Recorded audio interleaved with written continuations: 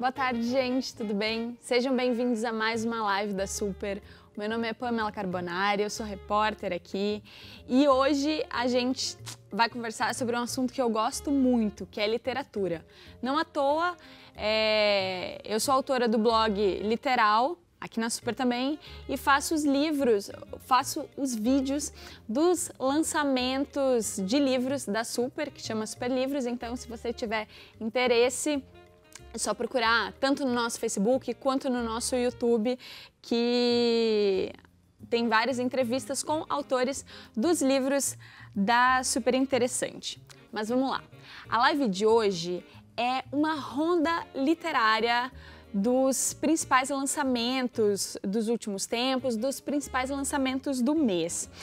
Como vocês devem saber, a gente até tem uma seção de cultura na revista, que é essa aqui, é a playlist, mas assim, como vocês podem ver aqui, a gente fala de vários assuntos. Fala sobre cinema, fala sobre séries, livros, então acaba que sobra pouco espaço para falar de livros nessa sessão, fica um pouquinho restrito e a gente decidiu aproveitar esse espaço aqui das lives para ter uma conversa um pouco menos engessada, uma conversa mais informal sobre esses principais lançamentos. Essa é uma live experimental sobre essas novidades e que calhou até de ser junto com a Festa Literária de Paraty, que é a Flip. Queria estar lá, quem sabe no próximo ano, que está homenageando o escritor Lima Barreto. Mas estamos aqui, né?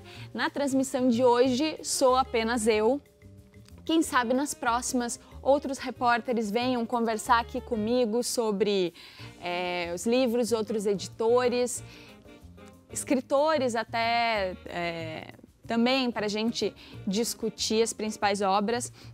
Então, pelo fato de ser experimental e eu estar sozinha, eu vou tentar dar uma olhadinha nos comentários, mas como só tenho duas mãos, vamos ver no que dá. Então, se você tiver, depois de ver a live, se tiver sugestões de não curti tanto esse formato, não acho que ficou muito rápido, ficou muito devagar, não ficou interessante, escreve pra gente, deixa nos comentários. A opinião de vocês é muito importante pra gente melhorar o nosso conteúdo, para trazer um conteúdo que tenha mais apelo, que tenha mais a ver com o que vocês querem também. Bom, começar por quadrinhos. Por esse aqui que chama A Diferença Invisível. Tem como dar um closezinho aqui. A Diferença Invisível. Ele é um quadrinho francês sobre autismo. Até tá na Super desse mês uma resenhinha sobre Diferença Invisível. E assim, ele foi lançado ano passado na França e foi trazido publicado nesse ano no Brasil pela editora Nemo. É da Mademoiselle Caroline e da Julie Dachet. Ele conta a história, apesar da personagem ter outro nome, conta a história da Julie. É um quadrinho autobiográfico que aos 27 anos recebe o diagnóstico de síndrome de Asperger. Ao longo da HQ, ela vai narrando como se sente cansada, exausta pelas interações sociais, pelos estímulos táteis, visuais, quebras de rotina.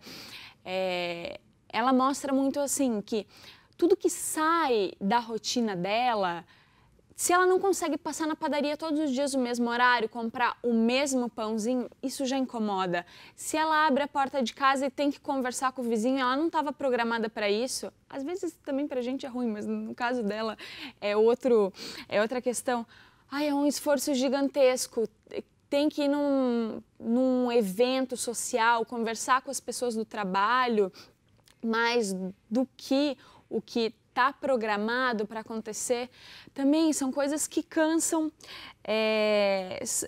muito ela, e ela fica exausta de viver nesse casulo de coisas que para os outros são normais, para ela acaba sendo muito mais cansativo. Então ela vai atrás, ela procura na internet todas essas sensações, esses desconfortos, e até que chega no autismo. Depois vai atrás de médicos, vai atrás de uma opinião mais científica e recebe vários nãos, assim, de ai não, peraí, mas e a sua relação com a sua mãe? E, não é nada disso. Até que ela chega no médico, faz vários testes, vai num centro e descobre aos 27 anos que tem o transtorno do espectro autista.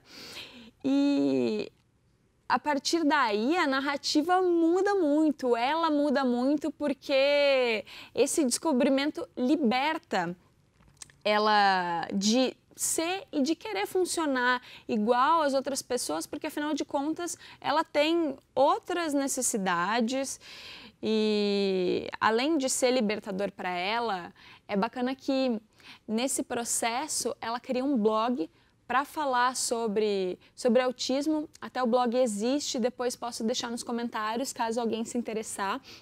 Esse blog existe, e para ajudar outras pessoas também a se reconhecerem e a entender. Bom, o livro traz, no final, ele tem vou aqui mostrar para vocês.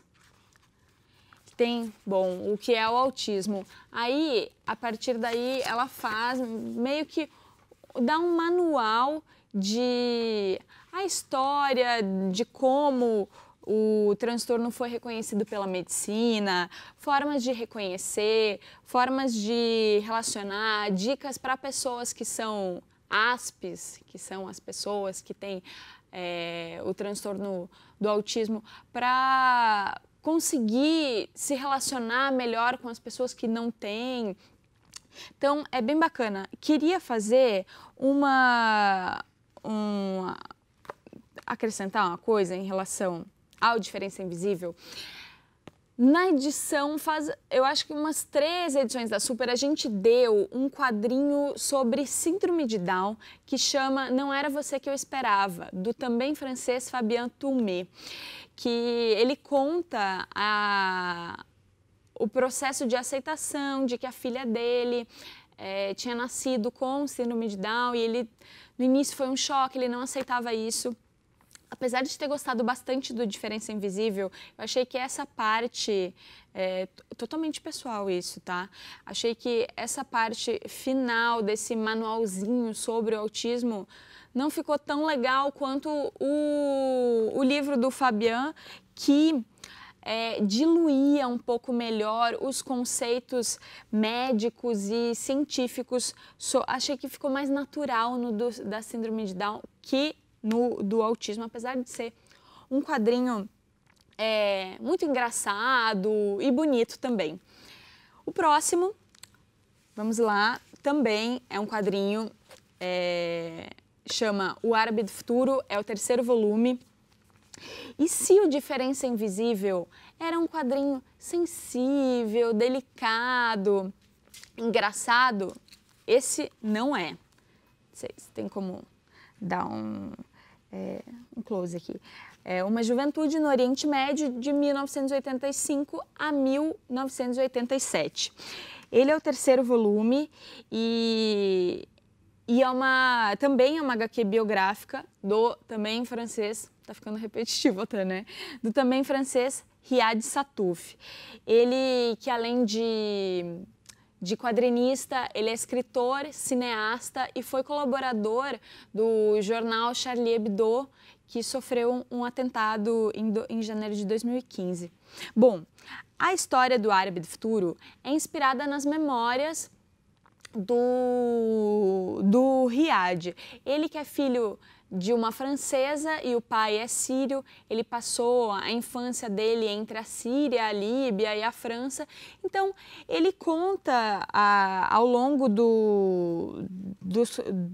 da narrativa esses embates entre a realidade da mãe dele, que era francesa e foi morar na Síria, como era a escola. É legal que, assim, ele, nesse terceiro volume, ele é uma criança de 7 anos. Então, ele nos apresenta coisas sobre o Oriente Médio que a gente não está acostumado a ver.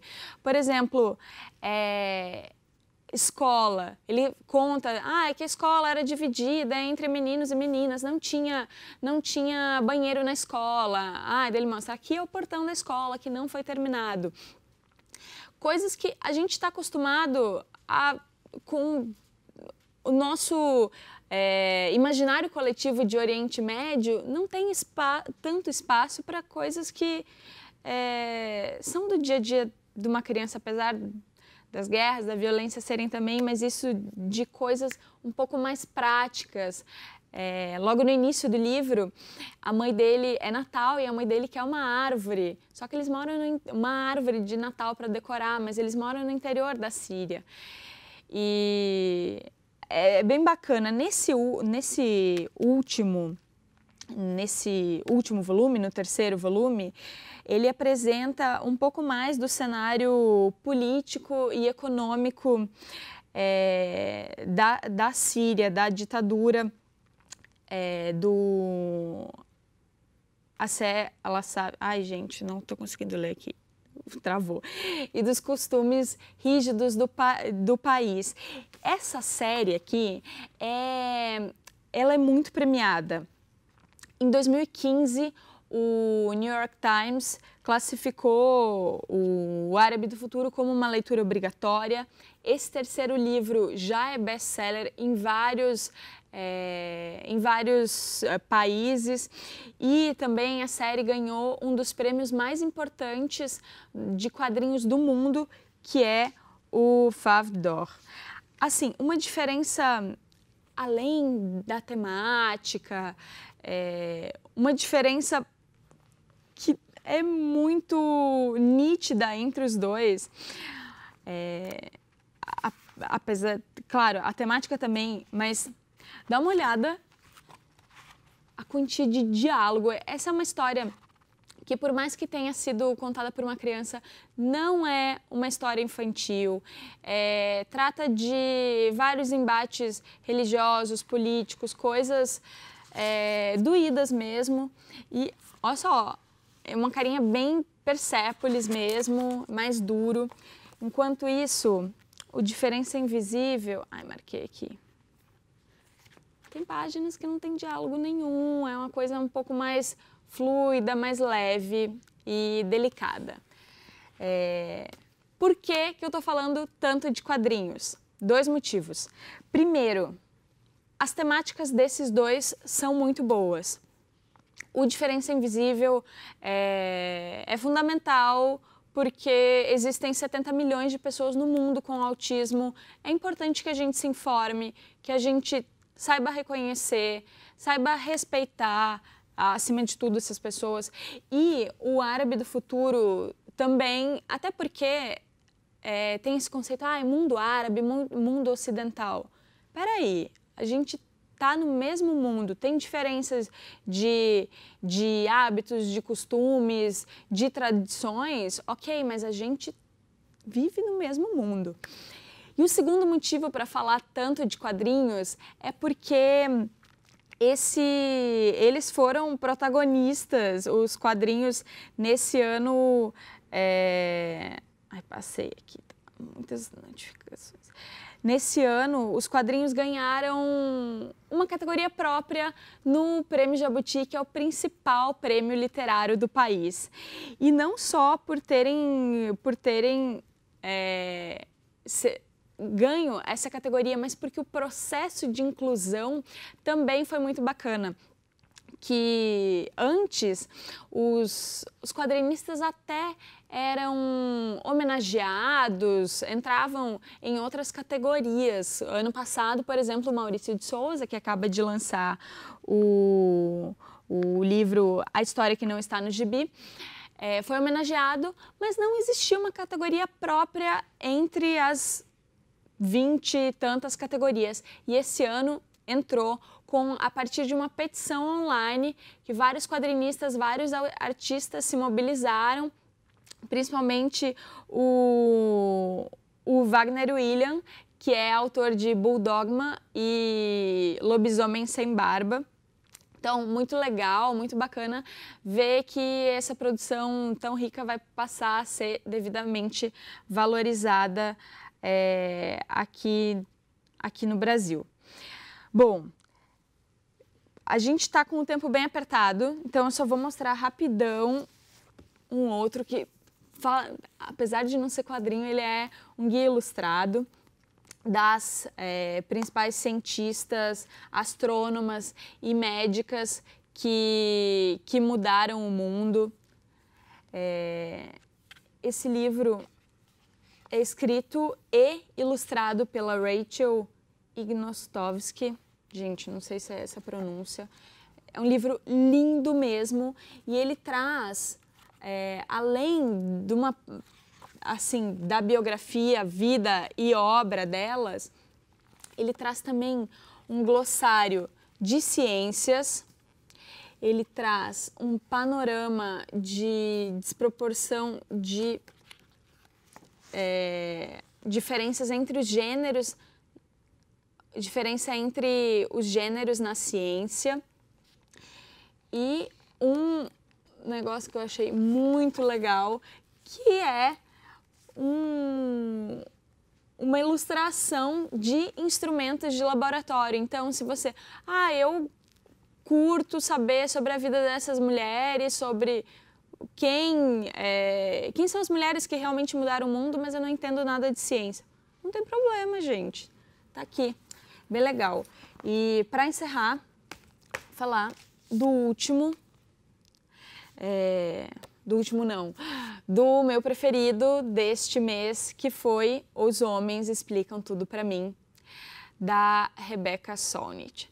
Gente, eu vou tentar dar uma olhadinha aqui se chegou alguma coisa, porque afinal é para ser uma conversa, que vocês participem também, né? Então vamos lá. Não tô com um problema aqui na conexão, então me desculpem, fica para a próxima. Na próxima live a gente conversa um pouquinho mais. Depois podem deixar dúvidas aí nos comentários, que depois a gente vai tentando responder se algo não ficou claro. Bom, esse livro, quando eu peguei, eu achei que fosse mais um livro, sabe, esses livros que tu vê que tá tentando embarcar nessa lógica de que militância, que feminismo vende, que fosse talvez uma coisa um pouco vazia. Não, não é. Esse é um dos melhores livros que eu li nos últimos tempos. E ele é uma compilação de 9 ensaios da jornalista, historiadora e escritora premiada Rebecca Solnit. Eu sei que a gente está com o tempo bem contadinho, mas deixa eu só fazer um parênteses. Ela parece muito com a atriz que interpreta a Catelyn Stark em Game of Thrones. Não sei se vocês conseguem ver aqui. Ai, aqui. Parece muito.